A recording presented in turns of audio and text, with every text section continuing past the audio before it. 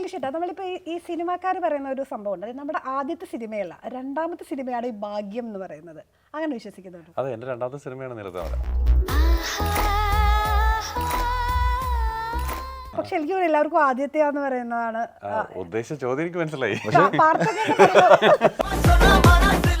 ഈ ഫിലോസഫി ഇപ്പോൾ ഇങ്ങനെ പറയുന്നതാണോ അല്ലെങ്കിൽ ഇപ്പോഴും അങ്ങനെ വരാറുണ്ടോ? ഇതിപ്പോ നിങ്ങൾ സെറ്റിലൊക്കെ ഇങ്ങനെ ആയിരുന്നോ? അല്ല, ഇങ്ങനെ ഇടയ്ക്ക് പുള്ളി ഇങ്ങനെ ഫിലോസഫി പറയും. ഞങ്ങൾ അപ്പോഴും മുളയിലേ നുള്ളും. അതെ, ഞങ്ങളിപ്പോ ജസ്റ്റ് ഇങ്ങനെ ഒന്നും നുള്ളും. അപ്പൊ നമുക്ക് കൈലിഷേട്ട് 2008 തോന്നുന്നു അല്ലേ സ്റ്റാർട്ടിങ് കറക്റ്റ് അല്ലേ? അവിടെ മുതൽ ഇങ്ങോട്ട് എത്ര വർഷങ്ങളായി ഇതെങ്ങനെ സസ്റ്റെയിൻ ചെയ്യാൻ പറ്റുന്നത്? അപ്പോൾ അല്ല, ഇതാ ഞാൻ പറഞ്ഞത്, നമ്മൾ വിചാരിക്കാത്ത ഒരു സാഹചര്യത്തിനായിരിക്കും ഒരു കോൾ കിട്ടുക. ഇപ്പോൾ നമ്മളിപ്പോൾ 2009 അല്ല 2010 ഇങ്ങനെ സിനിമകൾ ചെയ്തിരുന്നു. ചിലപ്പോൾ നമ്മുടെ ലൈഫിൽ നമ്മൾ വിചാരിച്ചിടത്തോട്ട് പോയിട്ടുണ്ടാവില്ല, അല്ലെങ്കിൽ വിചാരിച്ചതുപോലെ അല്ല വർക്കായത്, അങ്ങനെയൊക്കെയുള്ള സാഹചര്യം ഉണ്ടാവില്ലേ? ഈ ഒരു സുഹൃദ്ബന്ധം അല്ലെങ്കിൽ ഒരു കൂട്ടുകെട്ടുണ്ടെങ്കിൽ അത് സിനിമയിൽ ഗുണം ചെയ്യൂ? സൗഹൃദങ്ങളിൽ ഡെഫിനറ്റായിട്ടും സിനിമയ്ക്ക് ഗുണം തന്നെ ചെയ്യുള്ളൂ, ഡെഫിനറ്റായിട്ടും. പക്ഷേ അത് ആ സൗഹൃദത്തിനും അവർക്കും മാത്രമേ ഗുണം ചെയ്യുള്ളൂ. കളക്റ്റീവായിട്ട് നോക്കുകയാണെങ്കിൽ എനിക്ക് തോന്നുന്നു സൗഹൃദങ്ങളുടെ മേലേക്ക് പോകണം സിനിമ എപ്പോഴും.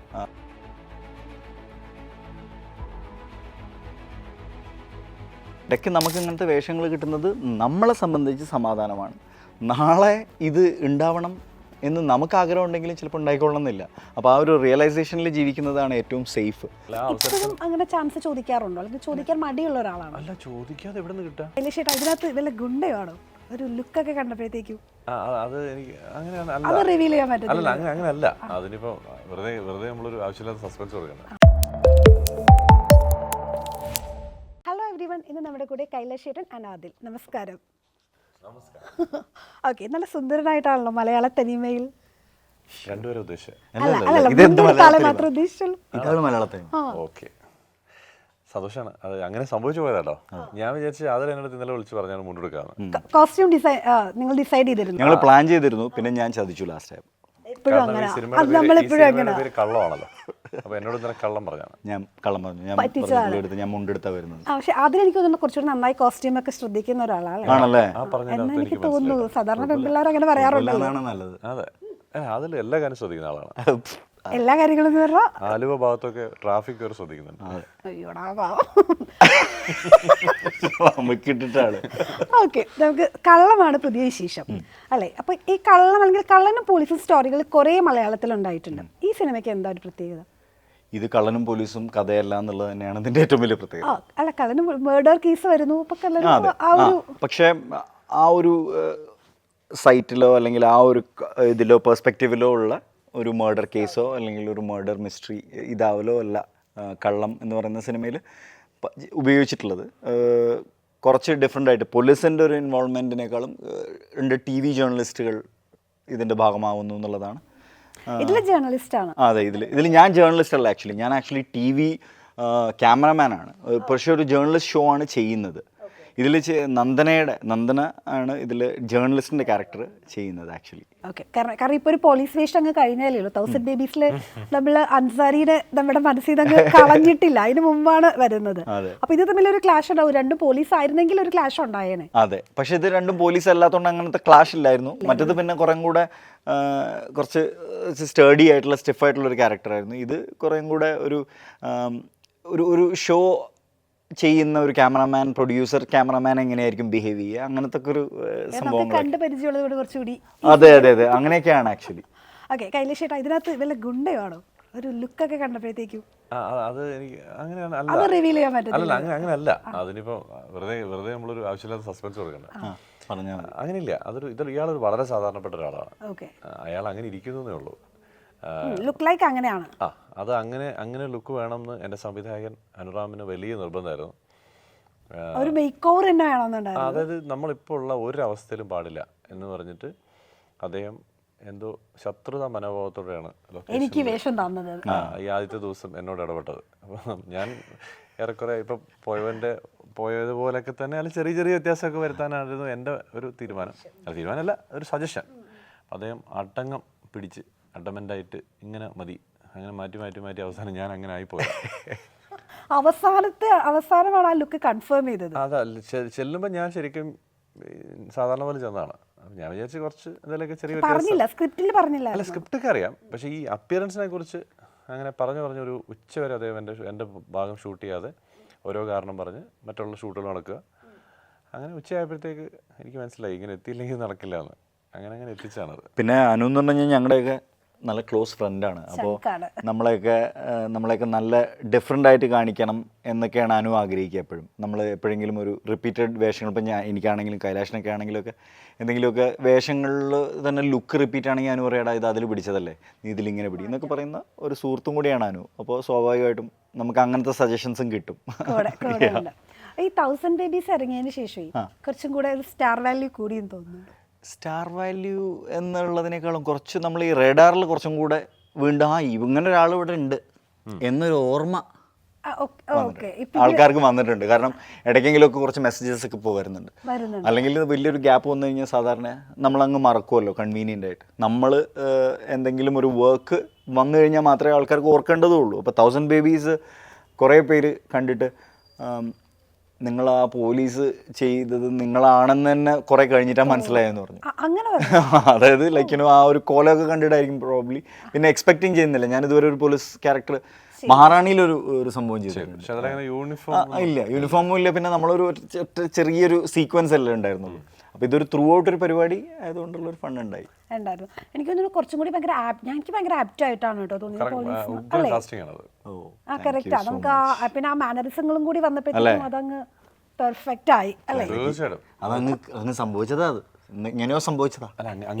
ഇനി ആവർത്തിക്കുമോന്ന് എനിക്കറിയില്ല. അത് ഡയറക്ടർ ബ്രില്യൻസ് ആണത്. ഓക്കെ, കൈലിഷേട്ടാ, നമ്മളിപ്പോൾ ഈ സിനിമാക്കാർ പറയുന്ന ഒരു സംഭവം ഉണ്ട്. നമ്മുടെ ആദ്യത്തെ സിനിമയല്ല, രണ്ടാമത്തെ സിനിമയാണ് ഈ ഭാഗ്യം എന്ന് പറയുന്നത്. അങ്ങനെ വിശ്വസിക്കുന്നുണ്ട്? അതെ, എൻ്റെ രണ്ടാമത്തെ സിനിമയാണ് നിലത്താമര. ഓ, രണ്ടാമത്തെയാണല്ലേ? പക്ഷെ എനിക്ക് എല്ലാവർക്കും ആദ്യത്തെയാന്ന് പറയുന്നതാണ് ഉദ്ദേശിച്ച ചോദ്യം. എനിക്ക് മനസ്സിലായി.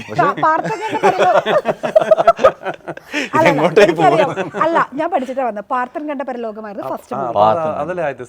ഞാനത് അറിഞ്ഞിട്ടാണ് വന്നത്. അതിൽ ഞാനൊരു 4 സീനേ ഉള്ളൂ. കല്യാണ ചെക്കനായിട്ട് 4 സീനിൽ അഭിനയിച്ചിട്ടുണ്ട്. അന്ന് ഞാൻ ആ സിനിമ ഇറങ്ങിയിട്ട് തിയേറ്ററിൽ ഈ സവിത തിയേറ്ററില്ലേ, അവിടെ പോയിട്ട് ഞാൻ നിന്നിട്ടുണ്ട്. അപ്പോൾ എൻ്റെ വിചാരം സിനിമ പറഞ്ഞ് ഇറങ്ങി വരുമ്പോൾ എല്ലാവരും നീയല്ല മറ്റേന്ന് ചോദിക്കുന്നത് എന്ന് വിചാരിച്ചിട്ടായിരുന്നു. ഒരാളും എന്നെ ശ്രദ്ധിച്ചിട്ട് പോലും. അത് കഴിഞ്ഞിട്ട് എനിക്കൊന്നൊരു 10 മാസങ്ങൾ കഴിഞ്ഞിട്ടാണ് നിലത്താമരയിൽ നമുക്കൊരു അവസരം വരുന്നത്. അതിനുശേഷമൊക്കെയാണ് പിന്നെ അതിലുണ്ടായിരുന്നല്ലേ എന്ന് പറഞ്ഞിട്ട് പാർത്ഥങ്ങളുടെ തിരിച്ച് ചോദിക്കാൻ തുടങ്ങി അതൊക്കെ ചെയ്തു എന്നൊക്കെ. അങ്ങനെ അപ്പോൾ അങ്ങനെയൊക്കെ ആയിരുന്നു. അപ്പോൾ ഈ രണ്ടാമത്തെ സിനിമ എന്നുള്ള ഒരു ഭാഗ്യമാണെന്നുള്ളത് എനിക്ക് തോന്നുന്നു എല്ലാ ദിവസവും ഭാഗ്യമാണ്. കാരണം നമ്മൾ രാവിലെ ഒന്ന് എഴുന്നേറ്റ് ഇരിക്കാൻ പറ്റുന്നു, അല്ലെങ്കിൽ നമുക്കൊരു സ്ഥലത്ത് വിചാരിക്കുന്നിടത്ത് പോകാൻ പറ്റുന്നു. അവിടെ നിന്ന് തുടങ്ങുകയാണ് നമ്മുടെ ഒരു ഭാഗ്യം എന്നാണ് ഞാൻ വിചാരിക്കുന്നത്. സിനിമ തീർച്ചയായിട്ടും നമ്മൾ ആഗ്രഹിക്കുന്നുണ്ട്. നമുക്ക് എല്ലാവർക്കും വേണ്ടത് ഏറ്റവും മിനിമം സംവിധായകനോട് കമന്റ് പറയുന്നുണ്ട്. അത് കുഴപ്പമില്ല, സംവിധാനം ആയതുകൊണ്ട് നമ്മൾ സഹിക്കുകയും ക്ഷമിക്കുകയും ചെയ്യും. അപ്പം അങ്ങനെ ചിന്തിക്കുക എന്നുള്ളതാണ്. കാരണം എല്ലാം എന്ത് സംഭവിക്കുന്നത് വെച്ച് കഴിഞ്ഞാൽ നമുക്ക് മൊത്തത്തിൽ എന്താണെന്നുള്ളൊരു കൺഫ്യൂഷൻ വരും. ഞാൻ അങ്ങനെ ചിന്തിച്ചാണ് ഓരോ ദിവസവും മുമ്പോട്ട് പോകണത്. ഈ ഫിലോസഫി ഇപ്പോൾ ഇങ്ങനെ പറയുന്നതാണോ അല്ലെങ്കിൽ ഇപ്പോഴും അങ്ങനെ വരാറുണ്ടോ? അല്ല, ഇങ്ങനെ ഇടയ്ക്ക് പുള്ളി ഇങ്ങനെ ഫിലോസഫി പറയും. ഞങ്ങൾ അപ്പോഴും മുളയിലെന്നുള്ളൂ. അതെ, ഞങ്ങളിപ്പോ ജസ്റ്റ് ഇങ്ങനെ ഒന്നും നുള്ളും.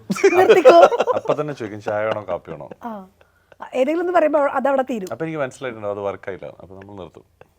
അതെ, അല്ല ഫിലോസഫി എനിക്ക് ഫിലോസഫി അധികം ആൾക്കാർക്ക് വലിയ താല്പര്യം ഇല്ലാത്തൊരു ഏരിയ ആയിട്ട് മാറി. ഫിലോസഫി അല്ലേ? അതെ, അത് പിന്നെ എന്താന്ന് വെച്ച് കഴിഞ്ഞാൽ എല്ലാവരും ഇപ്പോൾ ഫിലോസഫിയാണ്. അതാണ്, അതുകൊണ്ടായിരിക്കും കൂടുതലായിട്ടും അങ്ങനെ വരുന്നത്. അതെ.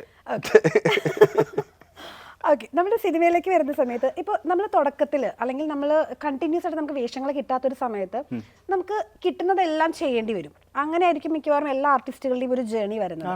അപ്പോൾ ആ ഒരു ലെവൽ കഴിഞ്ഞു എന്ന് തോന്നുന്നുണ്ട് പേഴ്സണലി. അതായത് ഇനി എനിക്ക് ചൂസ് ചെയ്യാം, അല്ലെങ്കിൽ എനിക്ക് സ്ക്രിപ്റ്റ്സ് ചൂസ് ചെയ്തിട്ട് ഇനി മുതൽ ചെയ്യാം. എനിക്ക് തോന്നുന്ന സിനിമയിൽ അങ്ങനത്തെ ഒരു ലെവൽ കഴിയൽ അതൊരു വലിയ ചോദ്യമാണ്. കാരണം എന്താ ക്രൈറ്റീരിയ ഇല്ല, അങ്ങനെ ഒരു ബെഞ്ച് മാർക്ക് ഇല്ല. ഇതൊരു കാറ്റ് വീശുന്ന പോലെയായിട്ടാണ് എനിക്ക് ഫീൽ ചെയ്യാറ്. ഇപ്പോൾ സിനിമയിൽ ഒരു കാറ്റ് ഒരു ദിശയിലേക്കാണ് വീശുന്നതെങ്കിൽ എല്ലാവരും ആ ദിശയിലേക്ക് വീശി തുടങ്ങും. ആരാണോ അപ്പോഴത്തെ നടൻ, അല്ലെങ്കിൽ അങ്ങനെയാണ് അതിൻ്റെ ഒരു രീതി. അപ്പോൾ ഇടയ്ക്ക് നമുക്ക് ഇങ്ങനത്തെ വേഷങ്ങൾ കിട്ടുന്നത് നമ്മളെ സംബന്ധിച്ച് സമാധാനമാണ്. നാളെ ഇത് ഉണ്ടാവണം എന്ന് നമുക്ക് ആഗ്രഹം ഉണ്ടെങ്കിലും ചിലപ്പോൾ ഉണ്ടായിക്കൊള്ളണമെന്നില്ല. അപ്പോൾ ആ ഒരു റിയലൈസേഷനിൽ ജീവിക്കുന്നതാണ് ഏറ്റവും സേഫ്. അപ്പോൾ ഡിമാൻഡ് ഉണ്ടോ, ആൾക്കാരുടെ റേഡാറിൽ വന്നിട്ടുണ്ടോ എന്ന് വെച്ച് കഴിഞ്ഞാൽ കുറച്ച് പേരൊക്കെ ഓർത്തു ഈ ഒരു 1000 ബേബീസ് വന്നതുകൊണ്ട്. Very happy, like he said, അതൊരു ഭാഗ്യമാണ് അല്ലേ, എപ്പോഴും കിട്ടുന്ന ഭാഗ്യമല്ല. അപ്പോൾ അങ്ങനത്തെ ഭാഗ്യങ്ങൾ എൻജോയ് ചെയ്യാനാണ് ശ്രമിക്കുന്നത്. അല്ല, ഈ ഭാഗ്യം എൻ്റെ കൂടെ തന്നെയാണ് ഇനി അങ്ങോട്ട് എന്ന് പറഞ്ഞിട്ട് അതെ അകലെ നിന്നുള്ള തെറ്റിദ്ധാരണകളൊന്നുമില്ല. അപ്പൊ നമുക്ക് കൈലേഷിട്ട് 2008 തോന്നുന്നു അല്ലേ സ്റ്റാർട്ടിങ്, കറക്റ്റ് അല്ലേ? അവിടെ മുതൽ ഇങ്ങോട്ട് എത്ര വർഷങ്ങളായി ഇതെങ്ങനെ സസ്റ്റെയിൻ ചെയ്യാൻ പറ്റുന്നത്? അപ്പോൾ അല്ല, ഇതാ ഞാൻ പറഞ്ഞത്, നമ്മൾ വിചാരിക്കാത്ത ഒരു സാഹചര്യത്തിനായിരിക്കും ഒരു കോൾ കിട്ടുക. ഇപ്പോൾ നമ്മളിപ്പോൾ 2009 അല്ല 2010 ഇങ്ങനെ സിനിമകൾ ചെയ്തിരുന്നു. ചിലപ്പോൾ നമ്മുടെ ലൈഫിൽ നമ്മൾ വിചാരിച്ചിടത്തോട്ട് പോയിട്ടുണ്ടാവില്ല, അല്ലെങ്കിൽ വിചാരിച്ചതുപോലെ അല്ല വർക്കായത്, അങ്ങനെയൊക്കെയുള്ള സാഹചര്യം ഉണ്ടാവില്ലേ. അങ്ങനെ ഇരിക്കുമ്പോൾ ഒരു ദിവസം നമുക്കൊരു കോൾ വരികയാണ്, ഒരു സിനിമ ചെയ്യാൻ ദുബായിൽ പോവാണ്. അതാണ് നമ്മുടെ അനുറാം എന്ന് പറയുന്നത്, നമ്മുടെ ഈ സംവിധായകൻ്റെ ആദ്യത്തെ സിനിമ.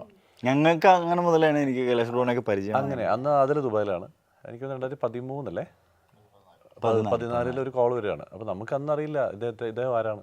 അപ്പോൾ ഇങ്ങനെ ഒരു കോൾ വരികയാണ്, ഫോണിൽ കൂടി കഥ പറയണു, ദുബായിലാണ്, അജ്മാൻ ഭാഗത്താണ് ഷൂട്ടിങ്. അപ്പോൾ നമുക്കത് കൺവിൻസ്ഡ് ആവുന്നു. അനന്യ, മുകേഷ് ചേട്ടൻ, ശരി കല്യാണി. അപ്പോൾ ഞാൻ പറയുന്നത് ഒരു കോള് നമുക്ക് അങ്ങനെയാണ് വരിക. ശരി, നമ്മൾ അങ്ങോട്ട് പോകുന്നു. അവിടെ ചെല്ലുമ്പോഴാണ് നമ്മൾ ആളെ കാണുന്നു, ആളുടെ കൂടെ സിനിമകളുടെ ഭാഗമാകുന്നു. അതിനുശേഷം അദ്ദേഹം ചെയ്ത ഇപ്പം എനിക്ക് അനുവിൻ്റെ 6-ാമത്തെ സിനിമയാണ്. അതിനകത്ത് ഒരു സിനിമ വെച്ച് ബാക്കി എല്ലാ സിനിമകളിലും പിന്നെ നമ്മൾ എങ്ങനെയൊക്കെയോ ഭാഗമായി വരികയാണ്. അപ്പോൾ ഇത് അങ്ങനെയാണ് സിനിമ. നമുക്കിങ്ങനെ നമുക്കറിയില്ല ഇത് എങ്ങനെ ഡിഫൈൻ ചെയ്താൽ പോയിക്കൊണ്ടിരിക്കണമെന്ന്. ഇതെങ്ങനെ അങ്ങോട്ട് പോകില്ല. അതിനുവേണ്ടി നമുക്കൊന്നും പ്രത്യേകിച്ച് ചെയ്യാനും ഇല്ല. പലപ്പോഴും നിസ്സഹായരാണ് പലപ്പോഴും ആക്ടേഴ്സ് എന്നെനിക്ക് തോന്നിയിട്ടുണ്ട്. നിസ്സഹായത അങ്ങേയതാണ്. ഞാനിപ്പം ഒരു പറയുമ്പോൾ അത് എങ്ങനെ എടുക്കുമെന്ന് എനിക്കറിയില്ല. ഇപ്പം ചോദിച്ചില്ലേ, നമുക്ക് ഇപ്പോൾ കാര്യങ്ങളൊക്കെ ചോദിക്കാറായോ?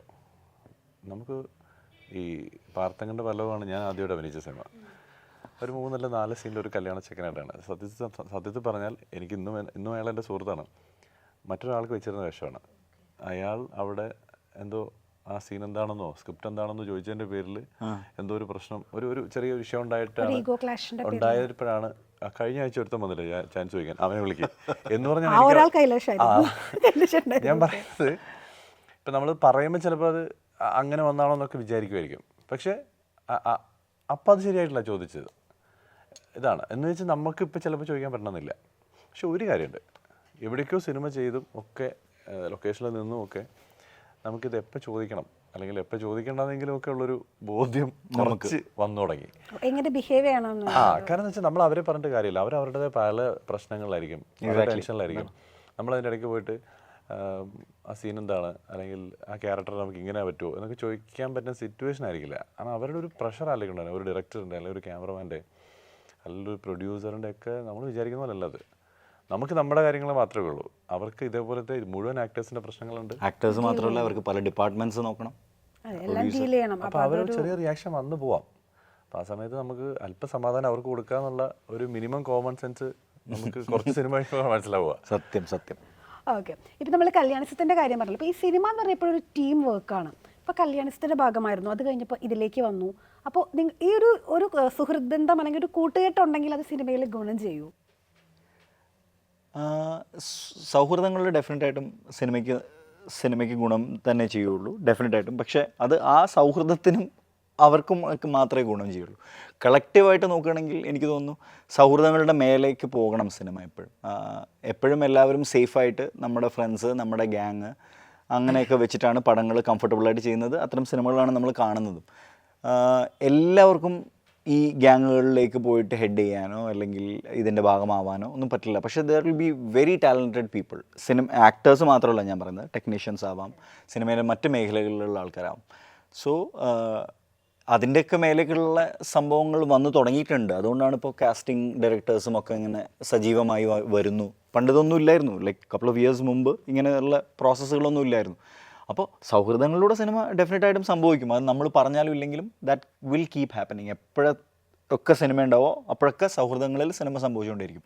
പക്ഷേ അറ്റ് ദ സെയിം ടൈം നമ്മൾ പ്രൊഫഷണലായിട്ട് മറ്റ് മേഖലകളിലുമൊക്കെ കുറേയും കൂടെ ആൾക്കാരെ എംപവർ ചെയ്യാൻ അതായത് സിനിമയിൽ തന്നെയുള്ള മറ്റ് മേഖലകളിലുള്ള ആൾക്കാരെയും കൂടെ എംപവർ ചെയ്യാനും അവർക്കും കൂടുതൽ ഓപ്പർച്യൂണിറ്റീസ് ഒക്കെ കൊടുക്കണം എന്നൊക്കെയാണ് എൻ്റെ ഒരു തോന്നൽ. That's what I feel, very strongly I feel about it. ഇപ്പൊ നിങ്ങളൊരു ടീമായിട്ട് ആണല്ലോ ഇപ്പോൾ, അപ്പൊ നെക്സ്റ്റ് സംഭവിക്കുമ്പോൾ നിങ്ങൾക്ക് അതിനകത്ത് ഒരു ഷുവർ ആയിരിക്കും അല്ലെങ്കിൽ? അങ്ങനെയല്ല, എനിക്ക് തോന്നുന്നു സിനിമ ഇപ്പം നമുക്ക് പരിചയമുള്ള ഒരാൾ സിനിമ ചെയ്യുന്നു, സൗഹൃദം ഉണ്ടെങ്കിലുള്ള ഒറ്റ ബെനിഫിറ്റ് അയാൾ ആ സിനിമ ചെയ്യാൻ സംഭവിക്കാൻ പോകുന്നു എന്നുള്ളൊരു പ്രയർ ഇൻഫർമേഷൻ നമുക്കുണ്ട്, നേരത്തെ അറിയാൻ പറ്റും. അത്രേ ഉള്ളൂ. അതവിടെ നമുക്ക് അദ്ദേഹത്തോട് ചോദിക്കാം, നമുക്ക് എന്തെങ്കിലും ചെയ്യാനുള്ള സാഹചര്യം ഉണ്ടോ, നമ്മൾ ഉപയോഗിക്കാൻ പറ്റുന്ന ഒരു സിറ്റുവേഷൻ ഉണ്ടോ എന്ന് നമുക്ക് ചോദിക്കാം. അതിന് സൗഹൃദമല്ല, അത് ആ സിനിമയോടുള്ള നമ്മുടെ റെസ്പെക്റ്റ് ആണ്. അല്ല ആ അവസരത്തിൽ അങ്ങനെ ചാൻസ് ചോദിക്കാറുണ്ടോ, അല്ലെങ്കിൽ ചോദിക്കാൻ മടിയുള്ള ഒരാളാണ്? അല്ല, ചോദിക്കാതെ എവിടെ നിന്ന് കിട്ടുക അല്ലേ, നമുക്കത് ചോദിച്ചല്ലേ പറ്റുള്ളൂ. അപ്പം നമുക്ക് ചോദിച്ചേ പറ്റുള്ളൂ.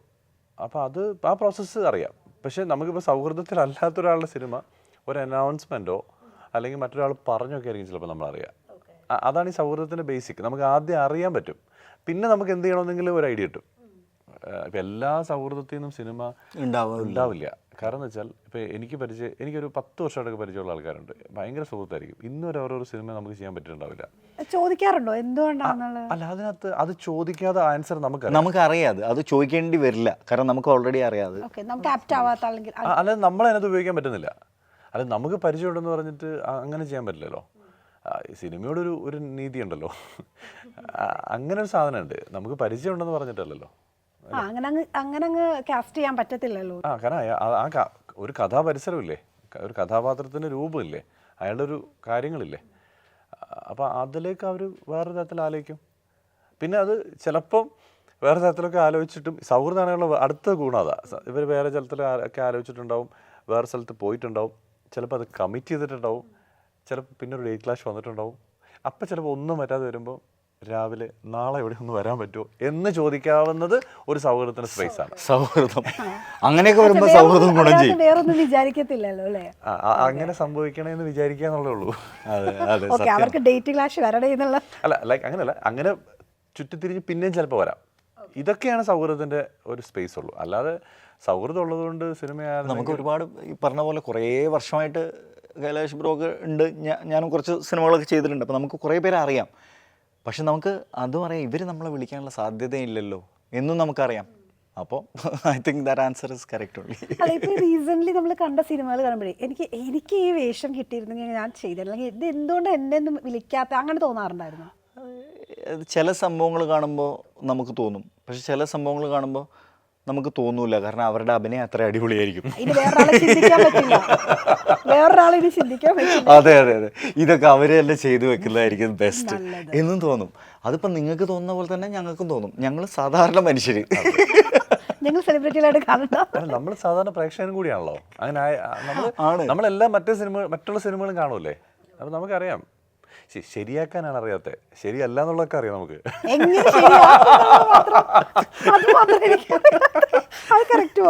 ശരിയാക്കാനുണ്ട്. നമുക്കിനി അവസരം കിട്ടി ശരിയാക്കി വേണമെന്ന് ഞങ്ങൾക്ക് പറയാം. അവസരങ്ങൾ കിട്ടിയാ ശരിയാക്കാനാണ് അറിയാത്തത്, പക്ഷെ ശരിയല്ല നമുക്കറിയാം. ആ തിരിച്ചറിവ് എനിക്കുണ്ട്. ഓക്കെ, ഇപ്പോൾ കട്ടായി പോയി. കുഴപ്പമില്ല. നീലത്താമരയിൽ ഇപ്പോൾ ചേട്ടൻ റൊമാൻറ്റിക് ആയിട്ട് അല്ലെങ്കിൽ അങ്ങനെയാണ് നമ്മൾ ഇൻട്രൊഡ്യൂസ് ചെയ്ത് വരുന്നത്.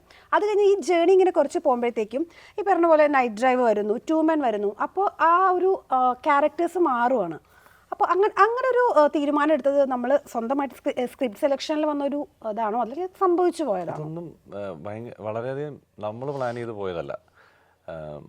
ഇപ്പോൾ നീലത്താമര ചെയ്യുമ്പോൾ ഉള്ള ഏജ് അല്ല നമ്മൾ നൈറ്റ് ഡ്രൈവ് ചെയ്യുമ്പോൾ. 20-25 ഒക്കെയാണ് ഞാൻ ആ സമയത്താണ്. അപ്പോൾ അന്ന് നമ്മളെ ഒരു പ്രായവും രൂപമൊക്കെ അത്തരത്തിലാണ്. അതിനുശേഷം കുറേ വർഷങ്ങൾക്ക് ശേഷമാണ് മറ്റൊരു തരത്തിലേക്ക് നമ്മുടെ രൂപം അല്ലെങ്കിൽ നമ്മുടെ അല്ലെങ്കിൽ റൊമാൻസ് ചെയ്യാനുള്ള ആൾക്കാർ താഴെയുണ്ട്. നമുക്കിപ്പോൾ മറ്റൊരു സെറ്റ് ഓഫ് ആൾക്കാർ വരുന്നുണ്ട്. ഇനി അവരിങ്ങോട്ട് മാറും, അപ്പോൾ അടുത്തൊരു സെറ്റ് ഓഫ് ആൾക്കാർ വരും. അതിങ്ങനെ ഒരു പ്രോസസ്സാണ്. ആ സൈക്ലിങ് നമ്മൾ മനസ്സിലാക്കുക എന്നുള്ളതേ ഉള്ളൂ. പിന്നെ അറ്റ്ലീസ്റ്റ് ഇപ്പോൾ പറയുമ്പോഴാണ് ശരിയാണ് നമുക്കിതൊക്കെ ചെയ്യാൻ പറ്റി, അല്ലെങ്കിൽ അവിടെ തന്നെ അത് തന്നെ അല്ലല്ലോ നമ്മൾ ചെയ്യുന്നത്. ടൈപ്പ് കാസ്റ്റ് ചെയ്ത് പോവാന്ന് പറഞ്ഞാൽ ഭയങ്കര ഇപ്പോൾ ചാക്കോച്ചൻ്റെ കരിയർ നമ്മൾ എടുത്ത് നോക്കിയാൽ തുടക്കത്തിൽ ഇങ്ങനെ പിന്നീട് വന്ന ക്യാരക്ടേഴ്സ് ഈവൻ അതുപോലെ അല്ലെങ്കിലും അതേപോലെയുള്ള ഒരു ഓപ്പണിംഗ് ആണ് ചേട്ടനും ഇൻഡസ്ട്രിയിൽ കിട്ടിയത് അല്ലേ? അതെ, അല്ല ഓപ്പണിങ്ങിന് അതിപ്പോൾ വലിയൊരു സന്തോഷമാണ് നമുക്ക് അങ്ങനത്തെ ഒരു സിനിമ, നീലത്താമര പോലുള്ള സിനിമ ചെയ്യാൻ പറ്റിയെന്നുള്ളത്. അതിപ്പോൾ ആ സിനിമയ്ക്ക് വേണ്ടി ശ്രമിച്ച ഒരുപാട് പേര് എനിക്കറിയാം. അതിൻ്റെ കാസ്റ്റിംഗ് പോയ ഒരുപാട് പേര് എനിക്കറിയാം. അവരിൽ പലരും ഇന്നും സിനിമയ്ക്ക് ശ്രമിക്കുന്ന ആൾക്കാരെ എനിക്കറിയാം. അപ്പോൾ ആ സൈഡ് ഒരിക്കലും ആരും പറയില്ല, like you know who made it till now, ഇവിടെ വരെ എത്തിയത്. അങ്ങനെ നോക്കുകയാണെങ്കിൽ ഒരുപാട് പേര് ലൈക്ക് ഹി സൈഡ് നീലത്താമരയിൽ കാസ്റ്റ് ചെയ്യാൻ സാധ്യത ഉണ്ടായിരുന്ന, അല്ലെങ്കിൽ he is the one who got it അല്ലേ. ബാക്കി കുറേ പേര് ശ്രമിക്കുന്നവർ ഇപ്പോഴും സിനിമയിൽ എത്ര പേരുണ്ടെന്നറിയോ? So many people. ഇപ്പം ഞാൻ കഴിഞ്ഞ ദിവസം ദുബായിൽ പോയ സമയത്ത് ഒരാളെ കണ്ടു. ഞാനിപ്പോൾ ഓർക്കണു, ഋതു എന്ന് പറയുന്ന സിനിമയിൽ ഞാനും അവനും ഒരുമിച്ച് ചാൻസ് വെച്ചിട്ടുണ്ട്. എത്ര വർഷമാണ്. ഇപ്പം ഹീസ് വർക്കിംഗ് ഇൻ ദുബായ്. അപ്പോൾ അവൻ പറയായിരുന്നു, നീ ചെയ്യുന്നുണ്ടല്ലേ. അത് പറയുമ്പോൾ നമുക്ക് അയാളുടെ കണ്ണിലൊരു സാധനമുണ്ട്. കാരണം നമ്മൾ വളരെ ആഗ്രഹിച്ച ഒരു സ്ഥലം, അതല്ലാത്തൊരു കാര്യം നമ്മൾ ജീവിതത്തിൽ ചെയ്തുകൊണ്ടിരിക്കുന്നു. എന്നിട്ട് ഇപ്പോഴും അയാൾ സിനിമയൊക്കെ വളരെ ഇഷ്ടത്തോട് കാണുന്നു. ഇപ്പം നമുക്കറിയുന്ന 10 പേരായിരിക്കും, അല്ലാത്ത എത്ര പേരുണ്ടാവും. ഇപ്പം ലാലേട്ടൻ പറഞ്ഞിട്ടുള്ളത്, എൻ്റെ ഓർമ്മ ശരിയാണെങ്കിൽ ഒരു 2000 ഫോട്ടോസ് വന്നിട്ടുണ്ടായിരുന്നു ഈ 3 കാസ്റ്റിങ്ങിന് വേണ്ടിയിട്ട്, ഈ 3 ക്യാരക്ടേഴ്സിന് വേണ്ടിയിട്ട്. അപ്പോൾ 2000 പേരാണല്ലോ, അവരിവിടെ തന്നെ എവിടെയൊക്കെ ഉണ്ടല്ലോ. അവർക്കറിയാമല്ലോ അവരയച്ചത്, അല്ലെങ്കിൽ അവരിതിനു വേണ്ടി എഫേർട്സ് എടുത്തത്. അവർക്ക് ഇപ്പോൾ എവിടെയെങ്കിലുമൊക്കെ ഇരുന്നിട്ട് ഇതിങ്ങനെ കാണുമ്പം നമ്മൾ അറ്റ്ലീസ്റ്റ് ഒരു ഇൻ്റർവ്യൂവിൽ ഇരിക്കണില്ലേ. അല്ല, ഇത്രയും വർഷമായിട്ട് ഇപ്പോഴും ലൈം ലൈറ്റിൽ നിൽക്കുന്നുണ്ട്, അത് തന്നെ വലിയ കാര്യമല്ലേ. അപ്പോൾ അത് and also he's evolve. No, എനിക്ക് ആസ് എ ഫ്രണ്ട് മാത്രമല്ല, like as an actor also I feel Kailash Prabhu ഭയങ്കരമായിട്ട് ഇവോൾവായി. ഒരുപാട് വലിയ സിനിമകളുടെ ഭാഗമായിട്ടുണ്ട്. Like how many films. ഇപ്പം എനിക്ക് തോന്നുകയാണെങ്കിൽ maybe we are not acknowledging it. ഇവിടെ മീഡിയക്ക് കൂടുതൽ അക്നോളജ് ചെയ്യണം. He's worked with so many big directors. നമുക്ക് ആക്ച്വലി നിങ്ങൾ തന്നെ ഒന്ന് സ്റ്റഡി ചെയ്ത് കഴിഞ്ഞാൽ you will know who all is acted with and worked with. അപ്പോൾ സ്വാഭാവികമായും ഒരു ആക്ടർ അത്രയും വർഷങ്ങൾ like you know when he gets to work with the most professional, ഏറ്റവും പ്രൊഫഷണൽ ആയിട്ടുള്ള സെറ്റുകളിൽ വർക്ക് ചെയ്യുന്നു, അല്ലാത്തതിൽ വർക്ക് ചെയ്യുന്നു. അപ്പോൾ ഒരു പീപ്പിൾസ് പേഴ്സൺ ആണ് പുള്ളി. അന്നും അങ്ങനെ തന്നെയായിരുന്നു. കല്യാണത്തിൻ്റെ സമയത്തും പുള്ളി ഭയങ്കര ഒരു പീപ്പിൾസ് പേഴ്സൺ ആണ്. ഇപ്പോഴും after all these years also he's the same. അല്ല, ടി വി ചന്ദ്രൻ സാറിൻ്റെ സിനിമ കഴിഞ്ഞിട്ടാണ് ഞാൻ വീണ്ടും അനുവിൻ്റെ സിനിമയിലേക്ക് പോകുന്നത്. രണ്ട് എക്സ്ട്രീമാണ്. ടി വി ചന്ദ്രൻ സാറിൻ്റെ സിനിമ, ടി വി ചന്ദ്രൻ സാർ പോലെ ഇത്രയും നാഷണൽ അവാർഡ്സ് മലയാളത്തിന് കൊണ്ടുവന്നിട്ടുള്ള ഒരാളുടെ ഭയങ്കര സീരിയസ് ആയിട്ടുള്ള ലൊക്കേഷൻ. സീരിയസ് ഞാൻ പറയുന്നത് അങ്ങനെ സീരിയസ് അല്ല, ഓരോ കാര്യവും ഭയങ്കര സീരിയസ് ആയി ചെയ്ത് രാമേന്ദ്ര ബാബു സാർ പോലെ ഒരാൾ ക്യാമറ, അതായത് മലയാളത്തിലെ എല്ലാ ലെജൻഡറി ക്യാമറമാനാണ്. അതായത് ആദ്യത്തെ 70mm അദ്ദേഹമാണ് ക്യാമറ ചെയ്തേക്കുന്നത്, ആദ്യത്തെ 3D അദ്ദേഹമാണ് ക്യാമറ ചെയ്തേക്കുന്നത്. അങ്ങനെ വടക്കം വരാതെ പോലുള്ള സിനിമകൾ ചെയ്തേക്കുന്ന ആളാണ്. അവർ തമ്മിൽ 30 വർഷത്തിന് ശേഷം ഒരു സിനിമ ചെയ്യുക, ടി വി ചന്ദ്രൻ സാറും രാമേന്ദ്ര ബാബു സാറും. അവിടെ പോയിട്ട് നമ്മൾ നടുക്ക് നിൽക്കുക. അപ്പം നമുക്കാണ് പേടി, ഈ രണ്ടെണ്ണം ഇങ്ങനെ നിൽക്കില്ലേ. ഇവരുടെ കാര്യങ്ങളൊക്കെ എന്ന് പറഞ്ഞാൽ എല്ലാം ഇവർ സാധാരണ പറയുന്ന കാര്യങ്ങളൊക്കെ എനിക്ക് മനസ്സിലാവാത്ത കാര്യങ്ങളാണ്. അത്രയും വലിയ കാര്യങ്ങളാണ് അവരുടെ തമാശകൾ പോലും. അബ്സല്യൂട്ട്ലി. ഇപ്പോഴത്തെ ജനറേഷനാണ് ടി വി ചന്ദ്രൻ സാറിനെ രാമേന്ദ്ര ബാബു സാറിനെ ഒന്നും അറിയാത്തത്. നമ്മൾ ഇതൊക്കെ സ്വപ്നം കണ്ടിട്ട് ഈ ഇൻഡസ്ട്രി നമ്മുടെ ജനറേഷനെ അറിയാം, ഈ ലെജൻസിനെയൊക്കെ അറിയാം. So for us it makes a big difference അല്ലേ. അപ്പോൾ അവിടുന്ന് അടുത്തത് ഈ സിനിമയുടെ സംവിധായകനായ അനുറാം, ഇവിടെ അസിസ്റ്റൻ്റായിട്ട് വർക്ക് ചെയ്ത ഒരാൾ, അയാളുടെ ജീവിതത്തിൻ്റെ മറ്റൊരു ഡിസിഷനിൽ അയാൾ യുഎയിലേക്ക് പോകേണ്ടി വരുന്നു. അവിടെ പോയി ജോലി ചെയ്യുന്നു. അവിടെ അതിൻ്റെ ഇടയ്ക്ക് അപ്പോഴും സിനിമ ഇഷ്ടപ്പെട്ടിട്ട് അവിടെ നിന്നുകൊണ്ട് അദ്ദേഹം ഒരു സിനിമ അവിടെ സെറ്റപ്പ് ചെയ്യുന്നു. അവിടെ വളരെ മിനിമൽ, കാരണം ഞാൻ ആ സെറ്റപ്പിലൊക്കെ നമുക്ക് സോറി ടു കട്ട് യു, പക്ഷേ വളരെ മിനിമൽ സാധ്യതകൾ വെച്ചിട്ട് ഒരു സിനിമ പുള്ളി തട്ടിക്കൂട്ടുകയാണ്. ഈ അനുറാം എന്ന് പറയുന്ന നമ്മുടെ സുഹൃത്ത്, നമ്മുടെ കള്ളം എന്ന് പറയുന്ന സിനിമയാണ് ഇപ്പം അനുറാം ചെയ്തു നിൽക്കുന്നത്. ഭയങ്കര നമ്മൾ അവിടേക്ക് ചെല്ലുമ്പോൾ നമ്മൾ ഇതിൻ്റെ ഹാങ് ഓവറിലാണ് നമ്മൾ അവിടെ ചെല്ലുമ്പോൾ നമ്മൾ കാണുന്നത് അവിടെ ഒരു വലിയ വണ്ടിയുണ്ട്, വാന്. ആ വാനിലാണ് അതിൻ്റെ ആർട്ടിൻ്റെ ഉൾപ്പെടെ എല്ലാ മേജർ കാര്യങ്ങൾ വരുന്നത്. അത് ഓടിച്ചു വരുന്ന ഒരു സംവിധാനം ഞാൻ കാണുന്നത്. ഞാനൊരു അത്യാവശ്യം ഒരു നല്ല കാറിൽ വന്ന് ഇറങ്ങുന്ന സംവിധാനം എക്സ്പെക്ട് ചെയ്യുന്നത് അങ്ങനെയാണ്. കാരണം എന്ന് വെച്ചാൽ ഈ ടോട്ടൽ യൂണിറ്റിൽ ഹെവി ലൈസൻസ് ഉള്ള ഏക ആൾ നമ്മുടെ ഡയറക്ടറാണ്, ഡ്രൈവർ കം ഡയറക്ടർ യുഎയിൽ. അപ്പോൾ അദ്ദേഹത്തിന് മാത്രമാണ് ആ വലിയ ടൊയോട്ടയുടെ വലിയൊരു വാനുണ്ട്, ഈ വാൻ ഓടിക്കാൻ പറ്റുള്ളൂ. അപ്പോൾ എന്നെ കൊണ്ടുവരാനൊക്കെ ഭയങ്കര കാറൊക്കെ വരുന്നുണ്ട്, പക്ഷേ അതാർക്കും ഓടിക്കാം. ആ വാൻ ഓടിച്ച് വരുന്ന ഞാൻ ഇപ്പോഴും ഓർക്കണം, മുകേഷ് ചേട്ടൻ വേറെ ഏതൊരു സ്ഥലത്തു നിന്നാണ് യുഎയിലേക്ക് വന്ന് ലാൻഡ് ചെയ്യുന്നത്. മുകേഷ് ചേട്ടൻ തലേദിവസം വന്നിട്ട് രാവിലെ ലൊക്കേഷനിലേക്ക് വരിക. അപ്പോൾ മുകേഷ് ചേട്ടൻ വരുന്നു എന്ന് അറിഞ്ഞിട്ട് ഞാൻ മുകളിലത്തെ ഒരു ഫ്ലാറ്റിലാണ് ഇരിക്കുന്നത്. ഞങ്ങൾ താഴേക്ക് വന്നിട്ട് ഞാൻ മോശം റിസീവ് ചെയ്യാൻ വേണ്ടിയിട്ട് ഞാൻ താഴെ നിൽക്കുക. അപ്പോൾ സംസാരിക്കുന്നു, എടാ എങ്ങനെ പോകണു, നീ എപ്പോൾ വന്നു? ഞാൻ പറഞ്ഞു ഞാനൊരു 10 ദിവസമായി ഷൂട്ട് നടക്കണം, അപ്പോൾ ഞാനിങ്ങനെ ഇന്നടത്തുനിന്ന് പോയിട്ട് വരികയാണ്, അപ്പോൾ ഇനിയിപ്പോൾ ഇവിടെ നിന്നിട്ട് ചെയ്തിട്ടാണ് തിരിച്ച് നാട്ടിലേക്ക് പോകുന്നുള്ളൂ, എങ്ങനെയുണ്ട് കാര്യങ്ങളൊക്കെ എന്നൊക്കെ ചോദിക്കുന്നു. എവിടെ ഡയറക്ടറൊക്കെ എവിടെ എന്നൊക്കെ ചോദിച്ചാൽ എന്നോട് ഇങ്ങനെ സംസാരിക്കുന്നുണ്ട്. വേറെ ആരൊക്കെ ഉണ്ട് ഇവിടെ ഇന്നിപ്പം എന്നൊക്കെ ഇങ്ങനെ യൂഷ്വൽ, കാരണം എന്നോടായിരിക്കും അദ്ദേഹത്തിന് അപ്പോൾ ആ സമയത്ത് കൂടുതൽ പരിചയമുള്ളതാണ്. ഞങ്ങൾ താഴെ കാറിൽ നിന്ന് ഇറങ്ങി 2 മിനിറ്റ് സംസാരിക്കുമ്പോൾ ഞാനൊന്ന് ഡയറക്ടറിനെ ഒന്ന് നോക്കുക, ഇൻട്രൊഡ്യൂസ് ചെയ്യാൻ. ഇവിടെ ഉണ്ടല്ലോ, ഇവരെ ഫോണിലാണ് ഫുൾ സംസാരിച്ചിട്ടുള്ളൂ അല്ലേ. ഞാൻ നോക്കുമ്പോൾ വീണ്ടും ഇതേ ടൊയോട്ടയുടെ വലിയൊരു വാൻ ഓടിച്ചിട്ട് വന്ന് ഇതിൻ്റെ മാസ് എൻട്രി ചെയ്തിട്ട് ചാടി ഡ്രൈവിംഗ് സീറ്റിൽ നിന്ന് പറഞ്ഞിട്ട്, മൂശേട്ടാ ഞാൻ അത്യാവശ്യം ആർട്ടിന് കുറച്ച് സാധനങ്ങളൊക്കെ കൊണ്ടുവരാനായിട്ട് ഈ വണ്ടി പോയാലേ നടക്കുള്ളതൊക്കെ, കാറിൽ കയറ്റാൻ പറ്റില്ലല്ലോ, കാരണം നമ്മൾ UAE പോലുള്ള സ്ഥലത്താണ്, ഇവിടുത്തെ പോലുള്ള വണ്ടി ഫെസിലിറ്റികളല്ലല്ലോ.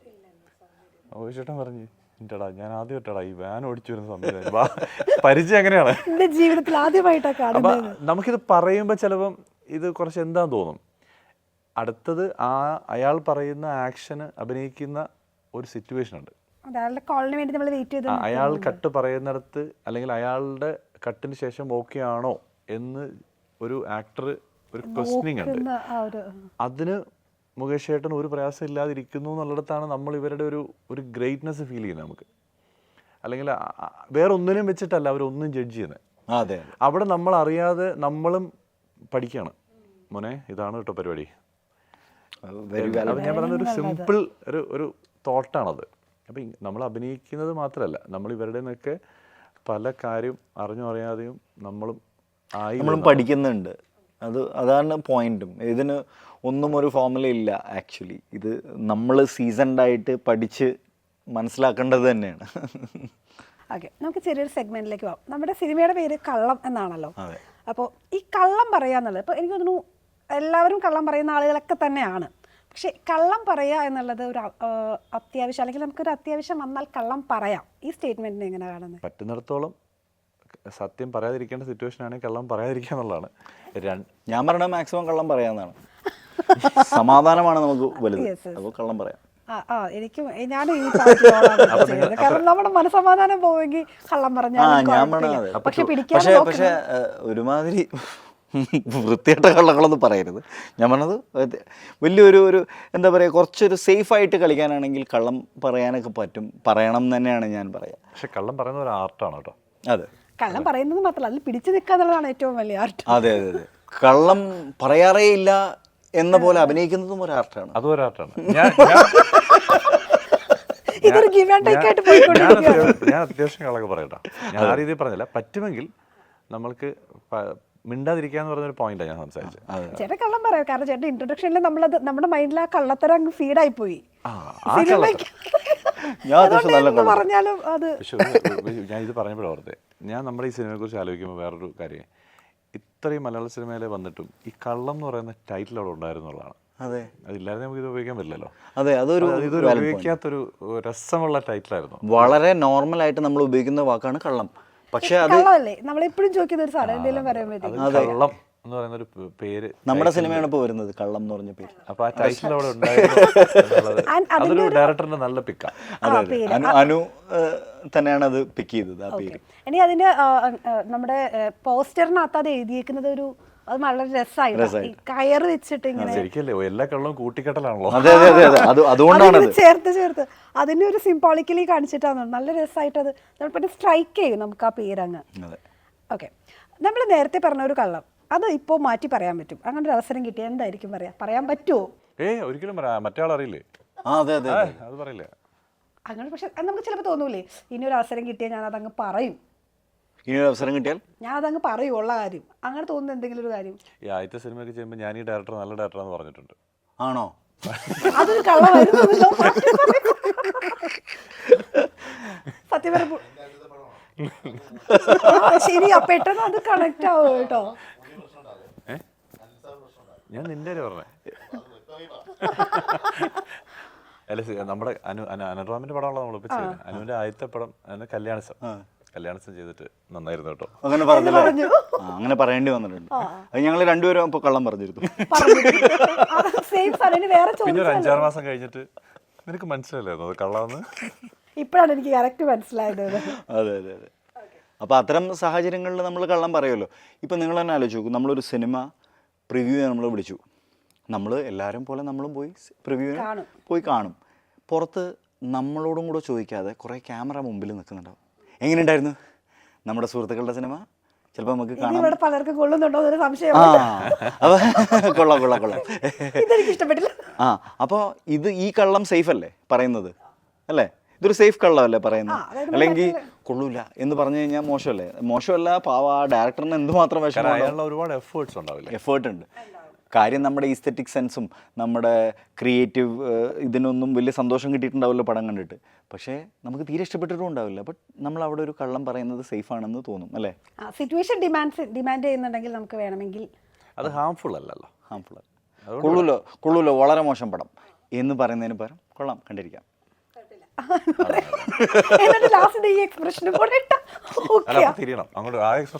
അല്ല, ആ എക്സ്പ്രഷന് മുമ്പ് ഞാൻ തിരിയും. നിങ്ങൾക്ക് അതൊന്ന് കാണിച്ചു തന്നേ ഉള്ളൂ. അതെ. കള്ളം പറഞ്ഞാൽ ഏറ്റവും ആദ്യം പൊക്കുന്നത് ആരാ? അതായത് ഇപ്പൊ നമ്മൾ എന്ത് കള്ളം പറഞ്ഞാലും ഇപ്പൊ ചിലപ്പോൾ ബെസ്റ്റ് ഫ്രണ്ട് ആയിരിക്കാം, ചിലപ്പോൾ വൈഫ് ആയിരിക്കാം, അല്ലെങ്കിൽ അമ്മ ആയിരിക്കാം. കല്ലേഷേട്ടൻ ഇപ്പോഴും പെട്ടെന്ന് അങ്ങ് പൊക്കുന്നത് ആരാ? ഇത് ഞാൻ വീട്ടിൽ മാത്രമല്ല കള്ളം പറയുന്നത്. ബെസ്റ്റ് ഫ്രണ്ട് പുറത്താണല്ലോ. അല്ല, അത്യാവശ്യം ഈ അനു നമ്മുടെ ഭയങ്കര കോമൺ ഫ്രണ്ടാണ്. ഞാൻ പറഞ്ഞില്ലേ, ഡയറക്ടർ നമ്മൾ വീണ്ടും അയലിലേക്ക് പോകണമല്ല. അത്യാവശ്യം ഞാൻ വേറെ ചില ആൾക്കാരോട് പറഞ്ഞ കള്ളമൊക്കെ ഇവൻ കേട്ടിട്ട് അവര് പോയി അങ്ങനെ ചോദിച്ചിട്ടുണ്ട്. സ്പോട്ടി പിടിച്ചിട്ടുണ്ട്. കാരണം അത് ഈ സിനിമ ആയതുകൊണ്ട് ഞാൻ പെട്ടെന്ന് പറഞ്ഞാണ്. എനിക്ക് ഇതൊക്കെയാണ് ഈ പേര് വേഗം പിക്ക് ചെയ്തതെന്ന് തോന്നുന്നു. എന്നെ എൻ്റെ ഭാര്യ കാരണം ഞാൻ ഈ ചിരിക്കും ഭാര്യയുടെ അടുത്ത്. എന്താ പറഞ്ഞാൽ കള്ളം പറയുമ്പോൾ എനിക്കൊരു പ്രത്യേക ചിരി വരും എന്ന് അവള് പറയാറുണ്ട്. അത് എനിക്കങ്ങനെ തോന്നിയിട്ടില്ല, പക്ഷെ അവള് കൃത്യമായിട്ട് പൊക്കാറുണ്ട്. അയ്യോ, ഞാൻ ആലോചിക്കുന്നത് നിങ്ങൾ ഇത്രയും അഭിനയിക്കുന്ന ആളുകൾക്ക് ഇവിടെ പിടിച്ചു നിൽക്കാൻ പറ്റുന്നില്ല എന്ന് പറയുമ്പോൾ ഞങ്ങൾ അഭിനയം കുറച്ചും കൂടെ നന്നാക്കണം എന്നല്ലേ കുട്ടി ഉദ്ദേശിച്ചത്? ഞങ്ങൾ നോക്കാം, വളരെയധികം നന്നാക്കേണ്ടിയിരിക്കണമെന്ന് ഞങ്ങൾ നോക്കാം.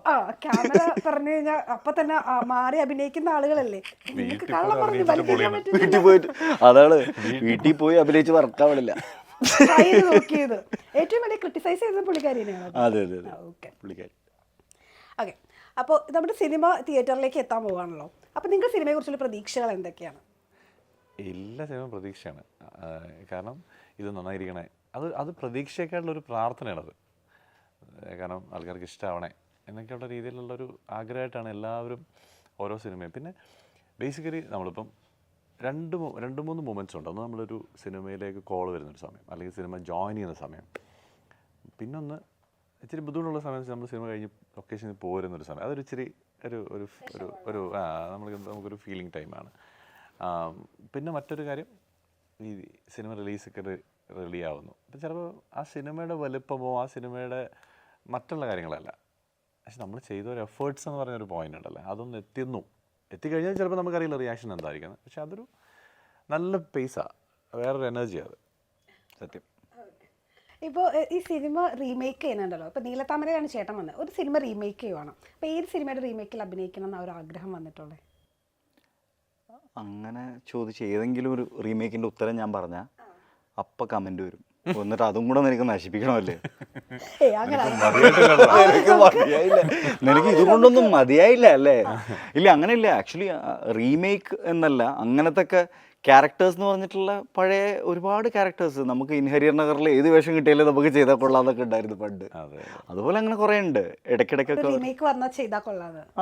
Like so many characters like that. Remake ഒക്കെ വന്നാൽ നമ്മുടെ വേർഷൻ എങ്ങനെയായിരിക്കും എന്നുള്ളത് അറിയാൻ ചേട്ടനുണ്ടോ? അങ്ങനെ വന്നു ഇനി വേറെ ഇപ്പോൾ ഈ സീരീസ് ആണല്ലോ നമ്മുടെ സിനിമയിലോട്ട് ഇങ്ങനെ ഒരു വാവ് കിട്ടിയ സമയമാണ് നമുക്കൊക്കെ അത്. അല്ലെങ്കിൽ ഇപ്പൊ ഗോഡ് ഫാദർ ക്യാരക്ടേഴ്സ് ആണ്. അതുപോലെ എനിക്ക് ഭയങ്കര ഇഷ്ടമുള്ളൊരു സിനിമയാണ് ഈ തേന്മാവൻ കൊമ്പത്ത്. അതുപോലെ ഈ മിന്നാരം. കാരണം നമ്മള് ഭയങ്കര സംഭവമാണെന്നൊക്കെ നമുക്ക് തോന്നി സിനിമ കണ്ട സമയങ്ങൾ അതൊക്കെ. കാരണം നമ്മളൊരു ഹൈസ്കൂൾ കഴിഞ്ഞാൽ നമ്മളൊരു സിനിമയെ സ്വപ്നം കാണുന്ന സമയം നമ്മളിങ്ങനെയാണല്ലോ വരുന്നത്. നമ്മൾ ഈ ബേബി ഫേസ് മാറുന്ന സമയമല്ലേ അത്. നമ്മൾ കണ്ട കുറേ സിനിമകൾ അങ്ങനെയാണ് അവിടെ. അപ്പോൾ അങ്ങനത്തെ ഒരുപാട് സാധനങ്ങളുണ്ട്. ഇപ്പോഴത്തെ ഇല്ലെന്നല്ല പറയുന്നത്. പക്ഷേ പിന്നെന്താ പറയുക, ഇതിനകത്ത് ബേസിക്കലി നമ്മളങ്ങനെ ആഗ്രഹിക്കുന്നത് ശരിയാണെന്ന് അറിയില്ല. ഇത് ബേസിക്കലി ഒരു ഡയറക്ടറിൻ്റെ കോളാണ്. ആ പിക്ക് കിട്ടിയാലാണ് അതൊരു ഇൻട്രസ്റ്റിംഗ് ഫാക്ടർ. സെയിം ഇപ്പം നമ്മൾ നിലത്താമര റീക്രിയേഷൻ ആണല്ലോ, 79 വന്ന മൂവിയാണ്. അന്ന് രവികുമാർ സാറാണ് അത് ചെയ്തത്, നമ്മുടെയൊക്കെ വേഷങ്ങൾ. അമ്പി ചേച്ചിയും സത്താർക്കൊക്കെയാണ് ചെയ്തേക്കുന്നത്. അപ്പോൾ അതൊരു റീകോൾ പോലെ നമുക്ക് വരുന്നത്. അത് ഒരിക്കലും ഞാനത് എക്സ്പീരിയൻസ് ചെയ്തിട്ടുണ്ട്. പക്ഷെ അതൊരു ഭയങ്കര ഫീലിംഗ് ആണത്. നമ്മൾ അവരുടെ പൂജയ്ക്ക് നമ്മൾ അവരുടെ കാലിൽ തൊട്ടിട്ട് ദക്ഷിണ കൊടുത്തിട്ടാണ് നമ്മൾ നേരത്തെ ചെയ്തു വെച്ചവരുടെ. അങ്ങനെ ഒരു മൊമെന്റ് നമ്മുടെ പൂജയ്ക്ക് ഉണ്ടായിരുന്നു. 3 പേരും അവരവരുടെ അന്ന് ആരാണോ ചെയ്ത് അവരുടെ കാലിൽ തൊട്ടിട്ട് ദക്ഷിണ കൊടുത്തിരുന്നു, വെറ്റിലയും. ശരിക്കും എനിക്ക് തോന്നുന്നത് ഭയങ്കര റിസ്ക് ഉള്ള കാര്യം. കാരണം നമ്മളായിട്ട് പുതിയതായിട്ട് ഒരു ക്യാരക്ടർ ഇൻട്രൊഡ്യൂസ് ചെയ്യുകയാണെങ്കിൽ നമ്മുടേതായ വേർഷനിൽ നമുക്ക് അങ്ങ് ഇറക്കാം. ഇത് ഒരു ലെജൻസ് ചെയ്ത് വെച്ച സംഭവം നമ്മുടേതായ വേർഷനിൽ ഇറക്കുക എന്ന് പറഞ്ഞാൽ, അപ്പൊ നിങ്ങൾ ആ ചോദ്യം തന്നെ ചോദിച്ചിട്ട് ഞങ്ങൾക്ക് റിസ്ക് തരണ്ടായിരുന്നു. അല്ല, അത് അത്രയും റിസ്ക് ഉള്ള കാര്യം. അതൊക്കെ ചെയ്തു വെച്ച ആളുകളെ ഫ്രണ്ട് ഞാൻ പറയാൻ വന്നേ. അല്ല അങ്ങനെയൊന്നുമില്ല. അത് എന്തെങ്കിലും നന്നായിട്ടുണ്ടെങ്കിൽ, മോശമായിട്ടുണ്ടെങ്കിൽ അതിന് മുഴുവൻ ക്രെഡിറ്റ് നമ്മൾ എടുക്കണം എന്നാണ് ഞാൻ വിചാരിക്കുന്നത്. അല്ലെങ്കിൽ അവർ തരും. പേടിക്കേണ്ട ആവശ്യമില്ല. നല്ലതാവുന്നത് വേറെ ഒരുപാട് ഫാക്ടേഴ്സ് കൊണ്ടാണ്, നമ്മൾ മാത്രമുണ്ടല്ല. ആ ഡയറക്ടറിൻ്റെ ആ സമയത്ത് നമ്മളോടുള്ള അപ്രോച്ചും, അല്ലെങ്കിൽ ആ ക്യാമറമാൻ ആ സമയത്ത് ചെയ്ത ലൈറ്റിങ്ങും, ആ മ്യൂസിഷ്യൻ ചെയ്ത മ്യൂസിക്, ഇങ്ങനെ ഒരുപാട് ഫാക്ടേഴ്സിൽ നിന്നാണല്ലോ നമ്മൾ നല്ലതാവുന്ന ക്രെഡിറ്റ് മേടിക്കുന്നത്. പക്ഷെ ക്രെഡിറ്റ് നമ്മൾ എടുക്കാതിരിക്കാൻ നല്ലത്. മരുന്ന് വരട്ടെ അല്ലേ? ഓക്കെ, അങ്ങനെയല്ല, നീ ഏറ്റെടുത്താൽ മതി. അല്ല, സംവിധായകനായിട്ട് ഒരു പാർട്ട് കിട്ടും, പേടിക്കേണ്ട ആവശ്യമില്ല. ഓക്കെ, പുതിയ പ്രൊജക്ട്സ് ഏതൊക്കെയാ?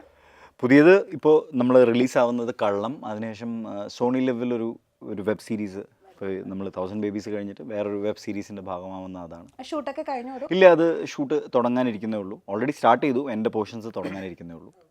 ഇവിടെ തന്നെ, കൊച്ചി തന്നെ? ഇവിടെ തന്നെ. ഓക്കെ. കൈലേഷേട്ടൻ്റെ ഏതൊക്കെയാ? ഞാനിപ്പം കള്ളമാണ് നമ്മുടെ പറഞ്ഞല്ലോ. ഇനിയിപ്പം ഡിസംബർ എൻഡിലേക്ക് ജയരാജ് സാറിൻ്റെ ശാന്തമി രാത്രിയിൽ അതിൻ്റെ പോസ്റ്റർ വന്നില്ല, പോസ്റ്റർ വന്നിട്ടുണ്ട്. സാറിൻ്റെ വളരെ ഹിറ്റായിട്ടുള്ള സിനിമയിലൊരു പാട്ടാണ് ജോണി വാക്കറിലെ പാട്ടല്ലേ. അപ്പോൾ ശാന്തമി രാത്രിയിൽ അതിൽ ഞാനൊരു വേഷം ചെയ്തിട്ടുണ്ട്. പിന്നെ ജയരാജ് സാറിനെ ചെയ്ത പെരുങ്കളിയാട്ടം സുരേഷ് ഗോപി സാറാണ്. അപ്പോൾ അത് വരാനുണ്ട്. അതെനിക്ക് തോന്നുന്നു 25ലേക്ക് പോകുന്നു തോന്നുന്നു. അതെ, അത് കുറച്ചൊരു തെയ്യം ബേസ് ചെയ്തൊക്കെയുള്ള ഷൂട്ടെല്ലാം കഴിഞ്ഞു. ഡബ്ബിങ് ഒരു റൗണ്ട് കഴിഞ്ഞു. അപ്പോൾ കുറച്ച് സീൻസ് ആഡ് ചെയ്തിരുന്നു. അപ്പോൾ അത് റീഷൂട്ട് കഴിഞ്ഞു. അപ്പോൾ പിന്നെ ഡബ്ബിയാണ്ട് കുറച്ച്. ഓക്കെ. ചേട്ടൻ്റെ സൗണ്ട് ഭയങ്കര രസമല്ലേ? കറക്റ്റ്, ഭയങ്കര ഡെപ്ത് ഉള്ള. തുടക്കത്തിൽ പറയണമെന്ന് വിചാരിച്ചതാ. ഇഷ്ടപ്പെട്ടിട്ട് പറയാതെ മറന്നു ഇത് പറഞ്ഞത്. അത് ഞാൻ വൈറ്റ് ചെയ്യാൻ പോകും, അതിന് മുമ്പ് അങ്ങ് പറയാതെ വരട്ടെ. ഓക്കെ, എനിവേ പറഞ്ഞപ്പോൾ ശബ്ദം പോയി. ഒന്ന് പറഞ്ഞു താങ്ക് യു. പറ്റുന്നില്ല. Thank you. കോൺഷ്യസ് ആയി മര്യാദക്ക് സംസാരിച്ചിരിക്കുന്നത്. ഓക്കെ, എന്തായാലും സിനിമ തിയേറ്ററിലേക്ക് എത്താണ്. എല്ലാവിധ ആശംസകളും. Thank you so much. Thank you. അപ്പം നമ്മുടെ സിനിമ എല്ലാവരും കാണണം എന്ന് ഞങ്ങൾ റിക്വസ്റ്റ് ചെയ്യുന്നു.